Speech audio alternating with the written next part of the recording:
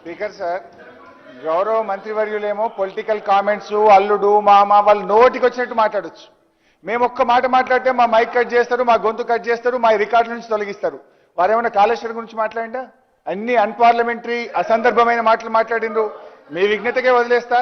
మీరు ఆలోచించి తొలగిస్తే ఇట్స్ మీ విజ్ఞత, సభ గౌరవం. లేదంటే కూడా we will live it to the wisdom of the people and you sir. Sir అధ్యక్ష, ఇప్పుడు మా ఆయనకు సమాధానం చెప్పాలంటే I will take another 20 minutes. మీరేమో నాకు మైక్ ఇయ్యరు, నేను ఏం చేయాలి? ఈరోజు డ్యామ్ ఫెయిల్యూర్స్ మాట్లాడుతున్నారు. వాస్తవానికి కాళేశ్వరం ప్రాజెక్టులో 100 కాంపోనెంట్లలో మేడిగడ్డ ఒకటి. ఆ మేడిగడ్డలో 85 పిల్లర్లలో 3 పిల్లర్లే పోయినాయి, మిగతా అన్ని ఇంటాక్ట్ ఉన్నాయి. ఇక్కడ ఉత్తమంగా గమనించాల్సింది ఏంటంటే, నేను అసెంబ్లీలో చెప్పిన విషయం చెప్తున్నా. Kaleshwaram is a beautiful project. ఎట్లా అంటే మంచి కాలమై మంచి వర్షాలు వస్తే ఎస్ఆర్ఎస్పి నుంచి మిడ్ మానేర్కు నీళ్లు వస్తాయి. We'll operate Kaleshwaram motors only from mid Maner. Average rainfall వస్తే మనము we will operate pumps from Yellampalli. Distress condition ఉండి కాలం కానప్పుడు, వర్షాలు పడనప్పుడు, ఎక్కడ నీళ్లు లేనప్పుడు కూడా తప్పకుండా నీళ్లుండేది Medigadda. Then only will operate pumps from Medigadda. ఇవాళ మంత్రి గారు మాట్లాడుతూ మేడిగడ్డ వాడకుండా కాళేశ్వరం ద్వారా నీళ్లు ఇచ్చినాము అంటాడు. ఎట్లా ఇచ్చినామని గాలి వచ్చినాయి అవి? ఎల్లంపల్లి నుంచి మిడ్ మానేర్కి వచ్చినాయంటే అవి కాళేశ్వరం మోటార్లే కదా. మిడ్ మానేర్ నుంచి ఈరోజు గలగల నీళ్లు మా అన్నపూర్ణ రిజర్వాయర్లో పారుతున్నాయంటే అవి కాళేశ్వరం ప్రాజెక్టుతోనే కదా. అక్కడి నుంచి ఇలా రంగనాయక సాగర్లో నీళ్లు పడుతున్నాయంటే కాళేశ్వరంతోనే కదా. రంగనాయక సాగర్ నుంచి మల్లన్న సాగర్, మల్లన్న సాగర్ నుంచి కొండపోచమ్మ సాగర్ ఇవన్నీ నింపుతున్నామంటే అవి కాళేశ్వరం మోటార్లు, కాళేశ్వరంలో కట్టిన రిజర్వాయర్లు. వాస్తవానికి అధ్యక్ష, ఇవాళ ప్రభుత్వం కాళేశ్వరం కూలింది, 1,00,000 కోట్లు పోయిందని ఒకవైపు చెప్తారు. ఇంకొక వైపు హైదరాబాద్కు కాళేశ్వరం నీళ్లు తెస్తామని 7,000 కోట్ల రూపాయలతో టెండర్లు పిలిచారు, ఇలా అగ్రిమెంట్లు చేశారు. మరి కాళేశ్వరం కూలేపోతే 7,000 కోట్లు హైదరాబాద్కు మంచినీళ్లు, మూసీలో గోదావరి నీళ్లు పోసేటి యాడికేలు వస్తున్నాయి, అవి కాళేశ్వరం నీళ్లు కావా? 2, ముఖ్యమంత్రి గారు ఈ మధ్య గంధమల్ల పోయి ఆ గంధమల్ల రిజర్వాయర్కు శంకుస్థాపన చేసిండు. గంధమల్లకు నీళ్లు ఎక్కడి నుంచి పోతాయి? అవి కాళేశ్వరంలో భాగంగా కట్టిన మల్లన్న సాగర్ నుంచే పోతాయి కదా. సో అధ్యక్ష, నేను అనేది, ఒకవేళ మీరు ఒప్పుకుంటే అందరం కలిసి జర్నలిస్టులు, ప్రజా సంఘాలు, మీరు, మేము అందరం పోదాంప. రంగనాయక సాగర్లో నీళ్లు పడుతున్నాయా లేవా? కాళేశ్వరంలో నీళ్లు పడుతున్నాయా లేవా? మల్లన్న సాగర్లో నీళ్లు వస్తున్నాయా లేవా? పోయి చూద్దాం పండి అందరం పోయి. ఇవాళ అనవసరంగా రాద్ధాంతం చేయొద్దు. కాలం మంచిగా అయింది, వర్షాలు బాగపడ్డాయి కనుక మనం ఎస్ఆర్ఎస్పి నుంచి ఎల్లంపల్లి నుంచే మోటార్లు ఆన్ చేసినాం, నీళ్లను వాడుకున్నాం. ఉత్తమ్ గారు సభను పక్కదో పట్టించే ప్రయత్నం చేసిండ్రు. ఏమని? లేలే మేడిగడ్డ నుంచి గిన్నె నీళ్లు తెచ్చినామన్నారు. గుడ్ ఇయర్లో we don't use Medigadda, we'll operate pumps from mid Manair. అక్కడి నుంచి లెక్క పెట్టండి ఎన్ని నీళ్ళు ఇచ్చినామో. In average year we'll operate pumps from only Yellampalli. We don't operate always Medigadda. మీరు ఓన్లీ మేడిగడ్డ లెక్క చెప్పి తక్కువ నీళ్లు వాడిందని సభను తప్పుదో పట్టించే ప్రయత్నం చేశారు. ఇంకోటి అధ్యక్ష, అసలు కాళేశ్వరంలో కూలింది 3 పియర్స్ మాత్రమే. దాన్ని రిపేర్ చేస్తే అయిపోయే పని అధ్యక్ష. మరి నేను అడుగుతా ఉన్నా, గతంలో ఎన్ని ప్రాజెక్టులు మన రాష్ట్రంలో కూలినాయి?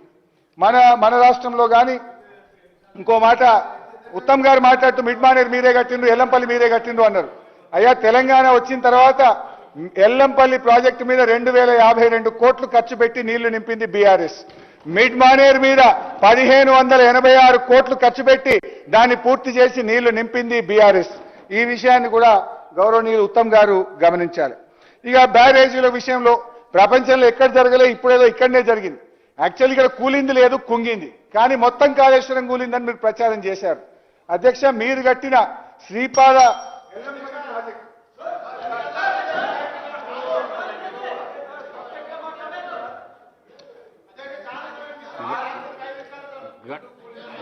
హరీష్ రావు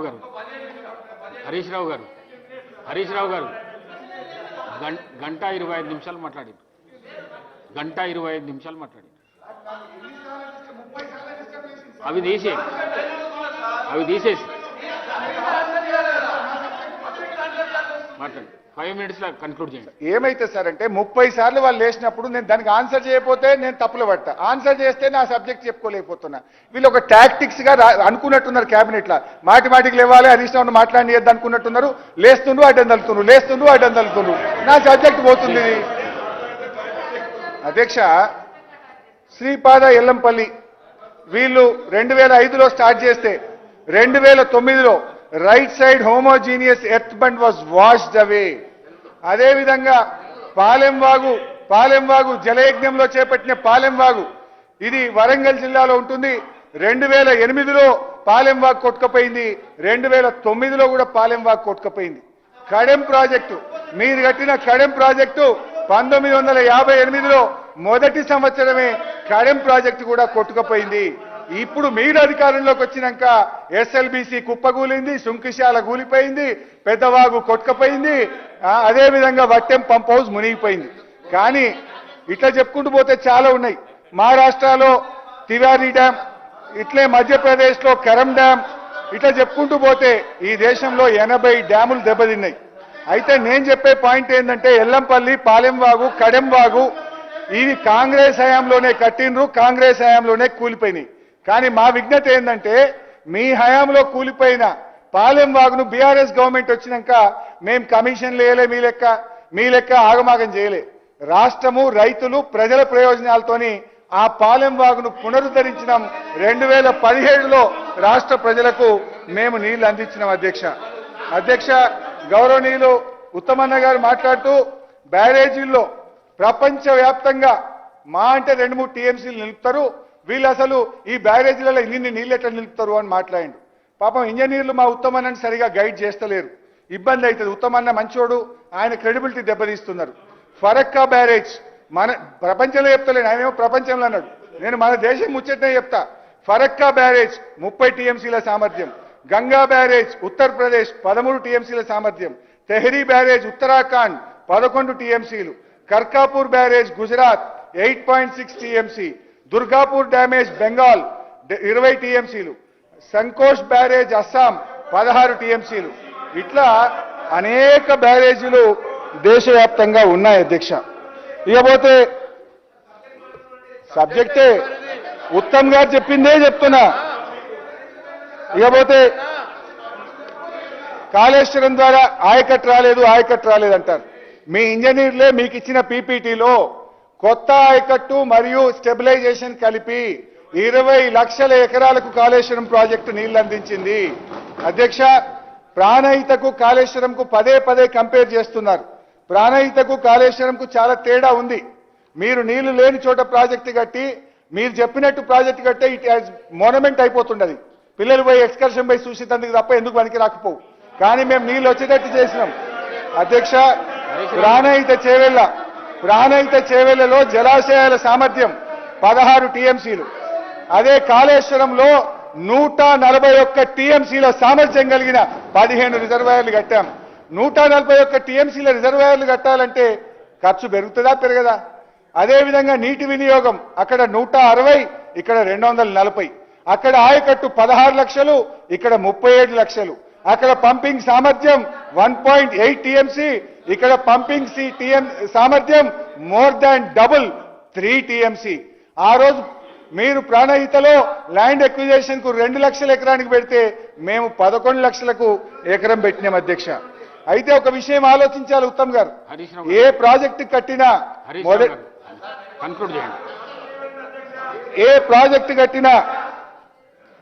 ఏ ప్రాజెక్టు కట్టినా దేశంలో మొదటి సంవత్సరం ఆయకట్టు రాదు.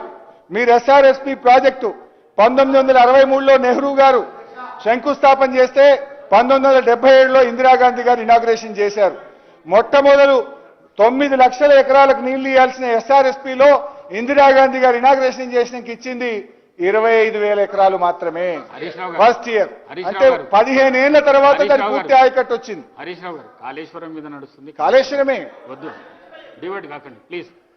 అధ్యక్ష, నాగార్జున సాగర్ ప్రాజెక్ట్ మీరు మన ఎడమ కాలువకు 5.5-6 లక్షల ఎకరాలకు నీళ్లు రావాలి. ఇనాగ్రేషన్ చేస్తే వచ్చింది 90,000 ఎకరాలు మాత్రమే. పూర్తి ఆయకట్టు రావడానికి 5-10 ఏళ్లు పట్టింది. అధ్యక్ష ఈరోజు మేము మామ అల్లుల్లో మేము మాట్లాడతలేం. మేము మామ అల్లుల్లే మాట్లాడతలేం, ప్రాజెక్ట్సే మాట్లాడుతున్నామండి. అధ్యక్ష హరీష్ రావు గారు అధ్యక్ష ఇలా మీ హయాంలో ఎస్ఆర్ఎస్పీ స్టేజ్ 2 కాలువల్లో తుమ్మలు మొలిచినాయి. బీఆర్ఎస్ వచ్చినాకనే ఎస్ఆర్ఎస్పీ స్టేజ్ 2 కాలువల్ని పూర్తి చేసి కాళేశ్వరం నీళ్లతోని సూర్యాపేట, తుంగతుర్తి, కోదాడ దాకా నీళ్లు ఇచ్చింది నిజమా కాదా? ఆయకట్టి భూములను మీరు